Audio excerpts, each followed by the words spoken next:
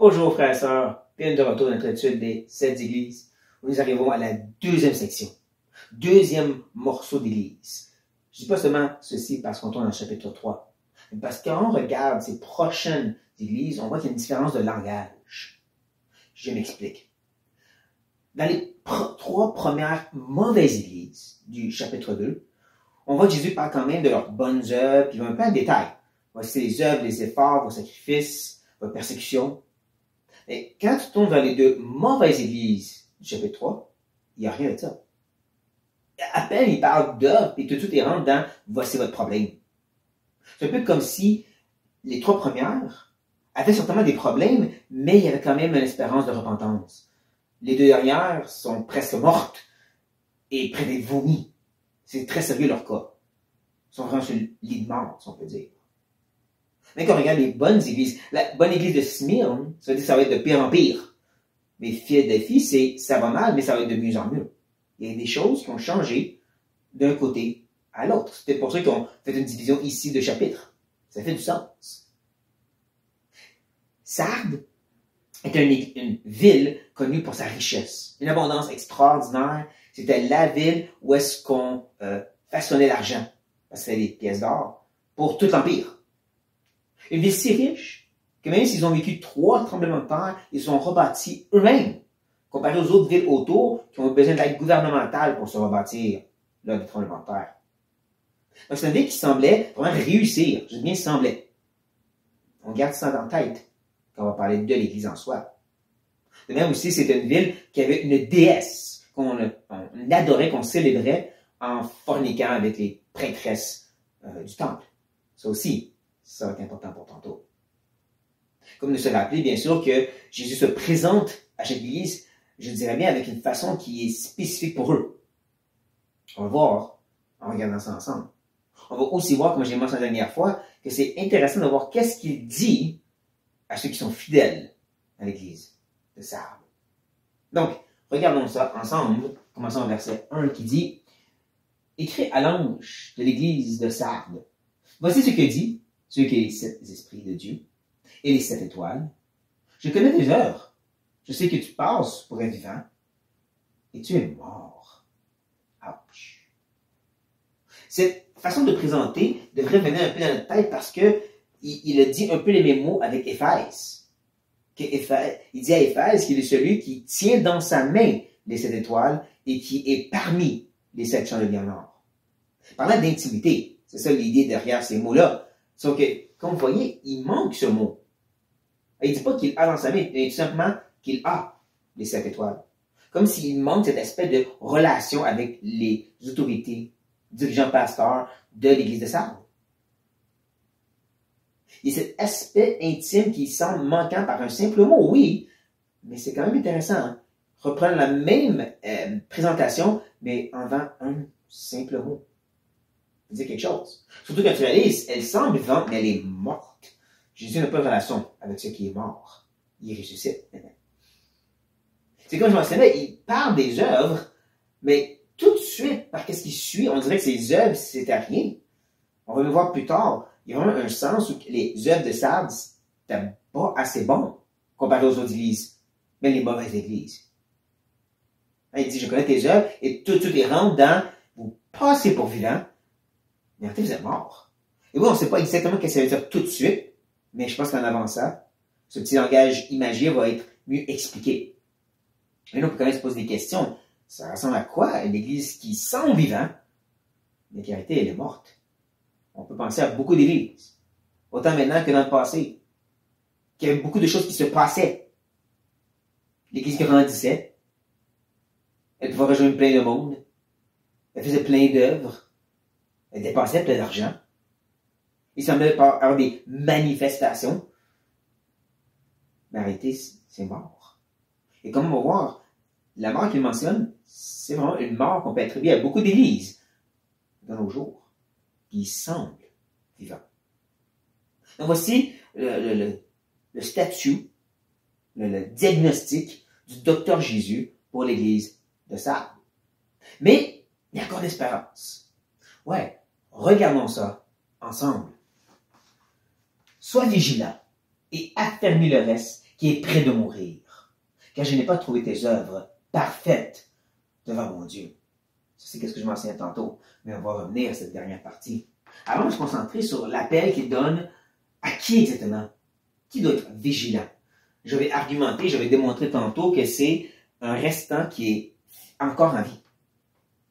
Il y a encore des gens dans l'Église qui ont resté fidèles et qui ne sont pas encore morts. Et que leur mission à eux, c'est d'affermir le reste qui est près de mourir. De toute façon, c'est exprimé, c'est vraiment, ça semble être un groupe, un restant de personnes. Des gens qui sont proches de mourir, mais pas encore. Et qui doivent être secourus de la part de ceux qui sont vivants. Ça ressemble un peu à ce que Jude mentionne. Oui, dans Jude, et je vous encourage de lire sa petite épître, il s'adresse à plusieurs églises pour leur parler d'un danger sérieux. Des faux croyants, peut-être des faux enseignants, qui se sont faufilés parmi eux, qui paraissent comme eux, mais qui sont très dangereux. Et à la fin, c'est intéressant de voir comment il exhorte les églises d'agir face à ces gens-là. On pensait que c'est juste retrancher, mais non, parce qu'il y a différents groupes. Ouais, regardez bien. Reprenez les uns, ceux qui contestent. Sauvez-en d'autres en les arrachant du feu. Et pour d'autres encore, ayez une pitié mêlée de crainte, haïssant jusqu'à la tunique souillée par la chair. Premier groupe, on peut les reprendre, mais il faut faire attention. Troisième groupe, il semble que pour eux, c'est oublié, il faut haïr tout ce qu'ils font. Mais c'est du milieu, et c'est là que je vais me concentrer. On les sauve en les arrachant du feu. Il semble qu'il y a quelque chose de, il y a comme une espérance pour ce groupe-là. Un peu comme dans le texte ici. Ils sont proches de mourir, ils ne sont pas encore morts. On peut les secourir, eux autres. On peut les fortifier. On peut les ramener à ce qu'ils ont besoin pour rester en vie.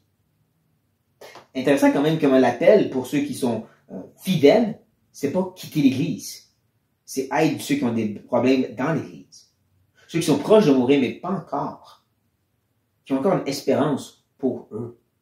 En passant, vous voyez bien comment Jude a parlé de cette idée de sauver du feu. Il faut comprendre que la mort qui est mentionnée ici, surtout dans la Bible, souvent ça fait référence à une mort spirituelle. La grande apostasie, d'abandonner la foi et donc de brûler pour toujours. Montrant en rejetant Christ que tu n'as jamais cru en Christ. C'est quand même très sérieux et de les secourir est grandement important. Comme je mentionnais aussi, cette idée que leurs œuvres n'est pas parfaite. Comparé à Éphèse et les autres, où leurs œuvres quand même étaient bonnes, mais il y avait du péché dans l'Église. Ici, c'est même vos œuvres ne sont pas ce que Dieu demande. Et là, on se pose encore la question, c'est quoi l'Église morte? Ça veut dire quoi? Ça veut dire quoi que leurs œuvres n'étaient pas parfaites? De quelle façon? Et c'est là que je crois, en langage imagé, Jésus va nous le dire. Il va mentionner ceci. Rappelle-toi donc comment tu as reçu et entendu, et garde et repens-toi. Si tu ne veilles pas, je viendrai comme un voleur, et tu ne sauras pas à quelle heure je viendrai sur toi. Et là, on doit se poser la question et répondre facilement, c'est quoi qu'ils ont reçu et entendu? Tu peux lire les écrits de Paul, de Jude aussi et d'autres. C'est l'enseignement que Dieu a déjà donné une fois pour toutes. Ce dépôt que Paul dit à Timothée de préserver, ce combat de la vérité, de la foi, de la saine doctrine, de la bonne théologie. C'est ça qu'ils ont reçu et entendu. C'est ça que Paul, souvent, va débattre avec des églises comme Galates et Corinthe pour dire, revenez à ces vérités. Oubliez les faux enseignants. Revenez à ce que vous avez entendu et reçu, puis repentez-vous pour bien le garder.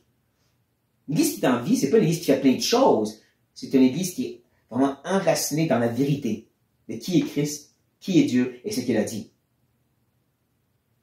De la même façon, justement, les œuvres que Dieu approuve, c'est pas juste de faire du bien aux autres. C'est une qui est enracinée dans la vérité et qui cherche à honorer Dieu selon sa parole. Il le rappelle ici, revenez à ça, c'est pour être en vie à nouveau. C'est ça, je crois, qui va être utile pour ramener ceux qui sont proches de mourir, redonner-leur une bonne shot de la parole de Dieu, de la saine doctrine, de la vérité éternelle. C'est ça qui va les amener à faire des bonnes œuvres que Dieu peut reconnaître, comme l'Église d'Éphèse et les autres aussi. Souvent, c'est l'erreur, comme on l'a vu, qui causait beaucoup de ravages dans ces églises de tantôt.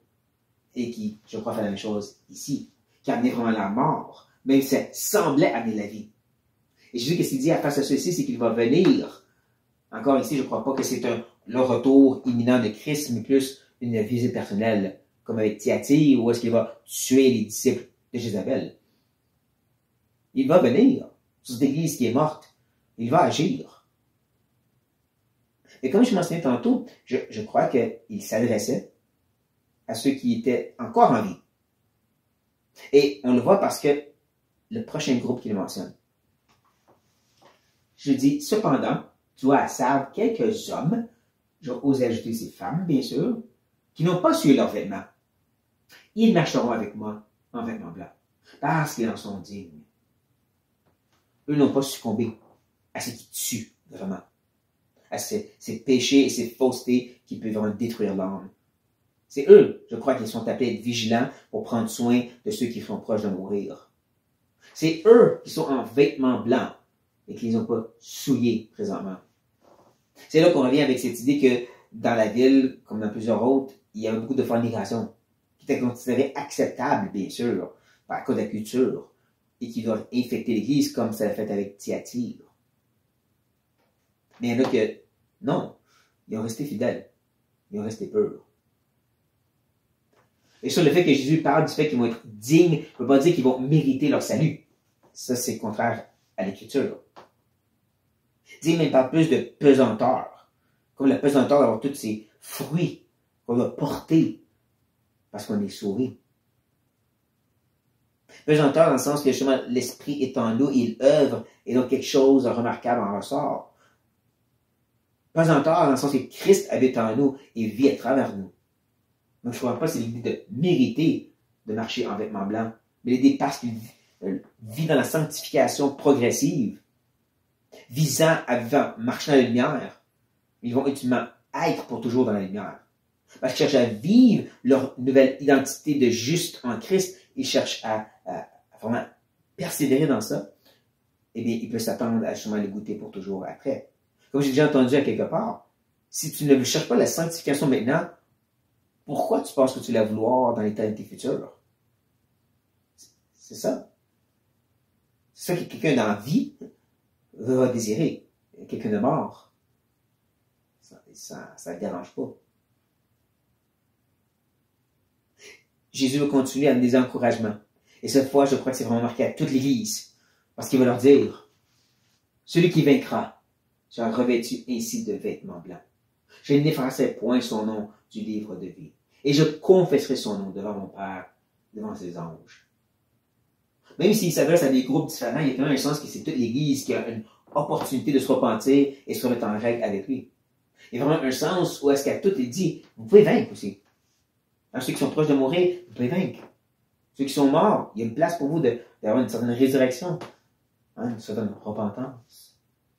Donc, il les appelle ici à vaincre pour être vêtus de vêtements blancs.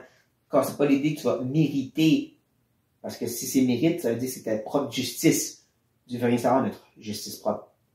On se cache quand même dans la justice de Christ. La persévérance biblique, c'est où est-ce qu'on persévère dans l'œuvre de Christ. Une œuvre de justification qui est imputée sur nous, mais aussi une de sanctification à l'œuvre à l'intérieur de nous. Il ne faut pas manquer ça. Et c'est là qu'on arrive à cette phrase un peu troublante, que certains ont utilisée pour prouver la supposée perte du salut. Je n'effacerai point son nom du livre de vie. Tu vois, si tu ne fais pas attention, Dieu peut enlever ton nom du livre de vie. Mais ce n'est pas ce que Jésus a dit. On va vraiment faire attention à deux règles très importantes. La première, on ne doit pas comprendre un énoncé par son inverse. Si Jésus dit qu'il ne peut pas, il ne va pas effacer le nom du livre de vie, ça ne veut pas dire qu'il y a une possibilité que ça pourrait arriver. Ce n'est pas l'inverse qu'on doit regarder, c'est la phrase en soi. Je ne vais pas le faire. Qui est notre deuxième point important. C'est une promesse. C'est un encouragement. C'est pas une réprimande. C'est pas un avertissement. C'est pas fais attention sinon j'enlève ton nom. C'est sois rassuré, il va rester là. Mais il est écrit là, par le sang de Jésus, c'est pour ça qu'il va rester là. Parce que tu continues à faire confiance dans l'œuvre de la croix, il va rester là. Parce que tu comprends aussi que la nouvelle naissance inclut une marche dans la justification, marche dans la lumière. Paul en parle, Jean en parle, tous en parlent. Je suis en Christ et donc je vis en conséquence de. parce que l'Esprit est en moi pour motiver de, mais je peux être rassuré. Mon nom ne soit pas enlevé et Jésus va me confesser devant les hommes. Encore, pas, si tu ne fais pas attention, je ne te confesse plus, là. Non. Parce que tu as confessé Christ et tu te fermes à Christ comme ta seule espérance et il te confesse devant les hommes. Devant Dieu, je veux dire. Parce qu'on l'a confessé devant les hommes. Et donc, bien sûr, que celui qui a des oreilles entende ce que l'Esprit dit aux églises. Donc, qu'est-ce que le Seigneur nous dit à nous? D'accord? Il y a la persévérance. Persévérance en Christ, une persévérance dans la sanctification. Pas pour mériter, pas pour en être digne dans ce sens-là, mais parce qu'il y a quand même la réalité que si tu es né de nouveau, tu vis en nouveauté de vie. Si tu es un enfant de la lumière, tu vis dans la lumière. Si tu aimes Christ, tu gardes ses commandements.